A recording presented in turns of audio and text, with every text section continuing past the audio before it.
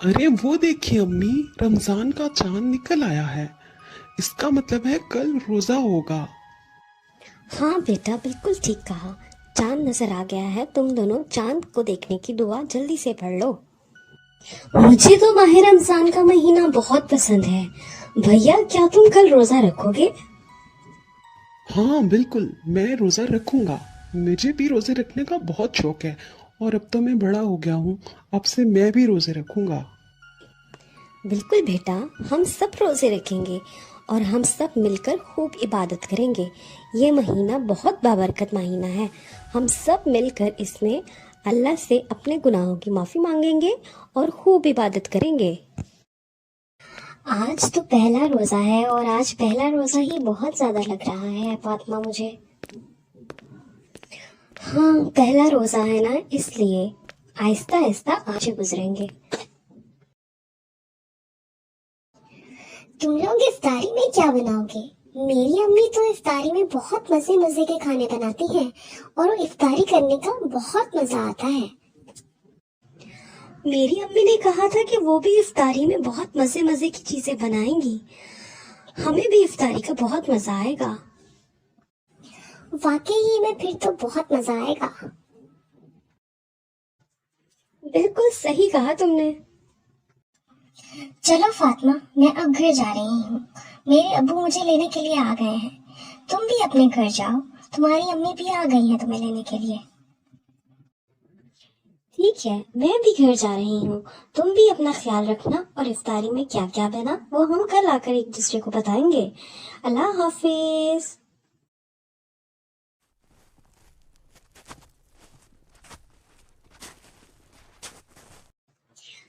अम्मी, आज आप इफ्तार में क्या बना रही हैं? मरियम के घर में तो इफ्तार में बहुत कुछ बनता है। क्या हम भी समोसे और पकोड़े बना रहे हैं? अम्मी प्लीज, मुझे भी इफ्तार में समोसे और पकोड़े चाहिए। नहीं बेटा, मेरे पास इतने पैसे नहीं हैं। मैंने बहुत कोशिश की थी कि कुछ पैसे जमा कर लूंगी, लेकिन आज काम से कुछ ज़्यादा पैसे नहीं हुए हैं। मैं तुम लोगों को फिर किसी दिन समोसे और पकोड़े बना दूंगी।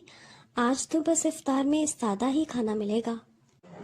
ठीक है अम्मी जान, कोई बात नहीं। आपके पास जब भी पैसे हो आप तभी बना लीजिएगा।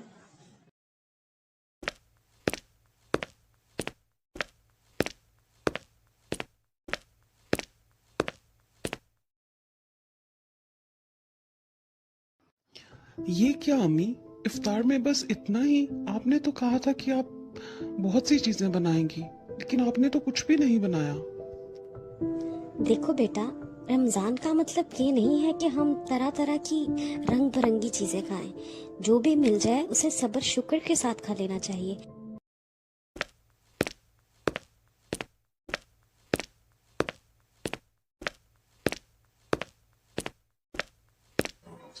अरे फातिमा, क्या हुआ? तुम यहाँ क्यों अकेली बैठी हो? मैं तुम्हें हर जगह ढूंढ के आई हूँ।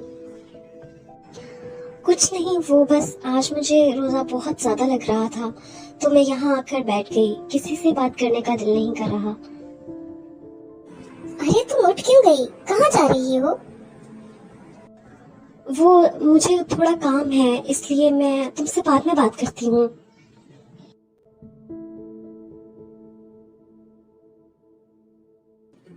इसको पता नहीं आज क्या हुआ है। मुझे तो ये कुछ परेशान लग रही है।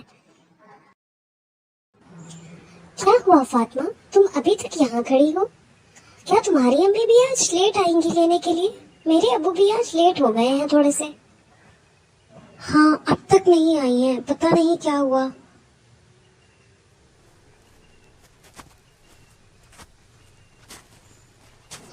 अस्सलाम वालेकुम अंकल, कैसे हैं आप? वालेकुम अस्सलाम बेटा, तुम अभी तक यहाँ खड़ी हो, घर नहीं गए? अब्बू, इसकी अम्मी इसको अभी तक लेने नहीं आई है। आप पता कीजिए, इस तरह फातिमा को छोड़ के जाना ठीक नहीं रहेगा। चलो मैं अभी कॉल करके पूछ लेता हूँ। अस्सलाम वालेकुम बाजी, आप अभी तक फातिमा को लेने नहीं आई हैं? अच्छा अच्छा, ठीक है, कोई बात नहीं। बेटा, आपकी अम्मी कह रही हैं कि आप हमारे साथ हमारे घर चले जाइए उनको आने में थोड़ा देर हो जाएगी।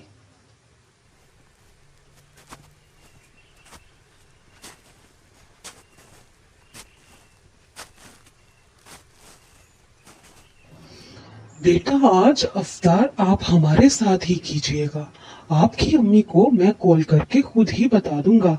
आप इतनी देर के बाद हमारे घर आ रही हैं, इफ्तारी के बगैर तो मैं आपको नहीं जाने दूंगा।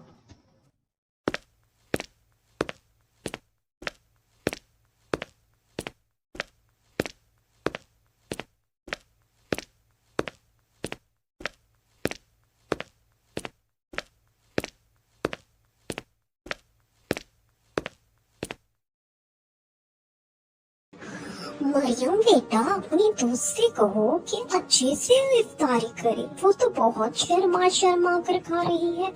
इसको कहो कि इसको अपना ही घर समझो और अच्छे से खाना खाओ। हाँ फातिमा बेटा, अपना घर समझो और जो दिल में आता है अच्छे से जी भर के खाओ। बहुत शुक्रिया अंकल आंटी, लेकिन मैं बहुत अच्छे से खाना खा रही हूँ। असल में मैं थोड़ा कम खाती हूँ ना, इसलिए। लेकिन तुम खाना अच्छे से खाओ ना, ये तुम्हारा ही तो घर है। हाँ हाँ, तुम बेफिक्र रहो, ये मेरा भी घर है। मैं अच्छे से खा रही हूँ।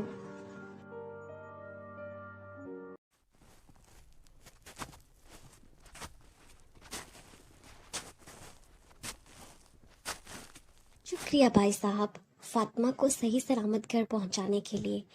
आपने बहुत मेहनत की, आपका बहुत बहुत शुक्रिया। अरे नहीं बहन, फातिमा भी तो मेरी बेटी मरियम के जैसी ही है। मैंने कोई एहसान नहीं किया, अपनी बेटी को अपने घर तक सही सलामत पहुंचाया है। अम्मी, क्या आपको पता है कि मरियम के घर में इतनी अच्छी इफ्तारी थी। उन्होंने तो बहुत से पकवान बना रखे थे।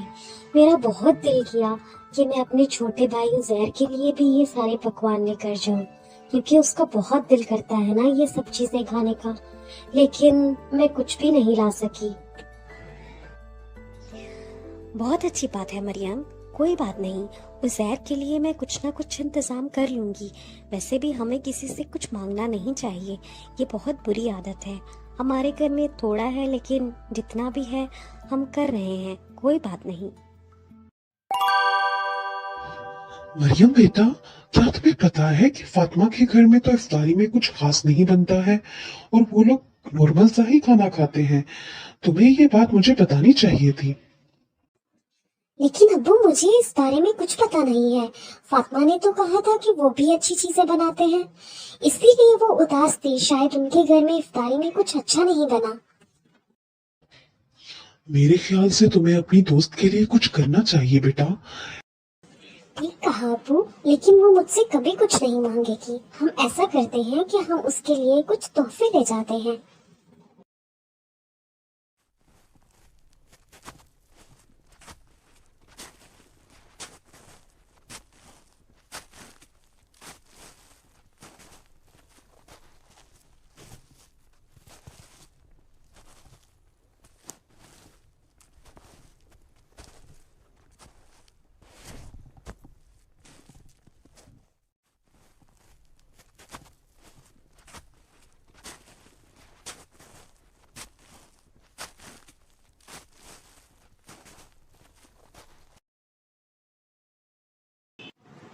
अरे मरियम बेटा, आप?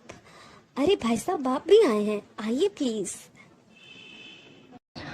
वो दरअसल हम कुछ फातिमा बेटा और जहर के लिए तोहफे तोहफे लेकर आए थे। रमजान का बाबरकत महीना शुरू हुआ है, तो मैंने अपने बच्चों के लिए कुछ शॉपिंग की थी, तो सोचा आपके बच्चों के लिए भी कुछ शॉपिंग करनी चाहिए। हाँ, और फातिमा भी तो मेरी बहन है। अगर मैं अपने लिए कुछ ले सकती हूँ तो अपनी बहन फातिमा के लिए भी तो लेना ही चाहिए मुझे। लेकिन मरियम, मैं ये सब कैसे ले सकती हूँ? मुझे ऐसे अच्छा नहीं लगेगा। जी भाई साहब, आपने बिला वजह ही ऐसे इतना तकल्लुफ किया। आपको ये सब नहीं करना चाहिए था। और ये आप कैसी बात कर रही हैं? जैसे मरियम मेरी बेटी है, फातिमा भी मेरी बेटी है। ये मेरा फर्ज बनता है कि मैं दोनों बेटियों के लिए कुछ ना कुछ जरूर लेकर आऊं। आप प्लीज ये तोहफे रख लीजिए, मुझे बहुत खुशी होगी।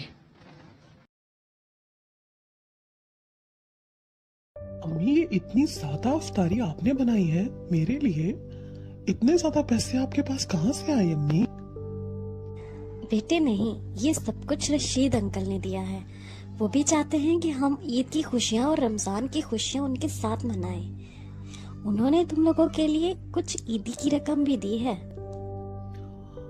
अम्मी देखें, ईद का चांद नजर आ गया। सुबह ईद होगी। और मैं तुम दोनों की खुशी के लिए एक और बात बता दूं कि मरियम के वालिद साहब ने कहा है कि कल हम उनके साथ ईद बाहर मनाएंगे। क्या अम्मी, आप सच कह रही हैं? हम दोनों फैमिलीज इकट्ठे ईद मनाएंगे? उजैर, ये तो बहुत मजा आएगा फिर हमें। हाँ फातिमा, सही कहा, बहुत ही मजा आएगा। मैं तो बहुत खुश हूँ। जल्दी से सुबह हो और जल्दी से ईद आए। बच्चे तो खूब मजे कर रहे हैं और मुझे भी बहुत ही मजा आ रहा है। ये तो आपने बिल्कुल सही कहा है भाई साहब। वाकई में बच्चों की खुशी में ही हमारी खुशी है। और सच कहूँ तो मुझे भी यहाँ बहुत मज़ा आ रहा है। सही कहा, मुझे भी बहुत मज़ा आ रहा है। बाहर बैठकर पकवान बनाना और उसके बाद उसको मज़े से सबके साथ खाना, इसका तो अपना ही मज़ा है। ये मैं तो चली।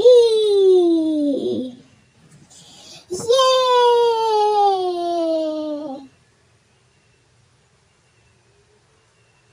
चलो, अब स्लाइड्स तो ले ली हैं। अब हम रेत से घर बनाते हैं। देखते हैं सबसे प्यारा घर किसका बनता है। ऐसा करते हैं कि हम रेस लगाते हैं। देखते हैं कि सबसे पहले कौन बनाता है और उसके बाद सबसे खूबसूरत घर कौन बनाता है। सबसे प्यारा घर तो मैं ही बनाऊंगा। मुझे नहीं लगता कि तुम दोनों मेरे साथ मुकाबला कर सकती हो। इस काम में तो मैं तुम दोनों से आगे हूँ। मरियम, आप सबके साथ ईद मनाने का बहुत मजा आया है। हमें अपनी ईद की खुशियों में आपने जो शामिल किया है, मैं आपका शुक्रिया कैसे अदा करूं। हमें सबको बहुत मजा आया।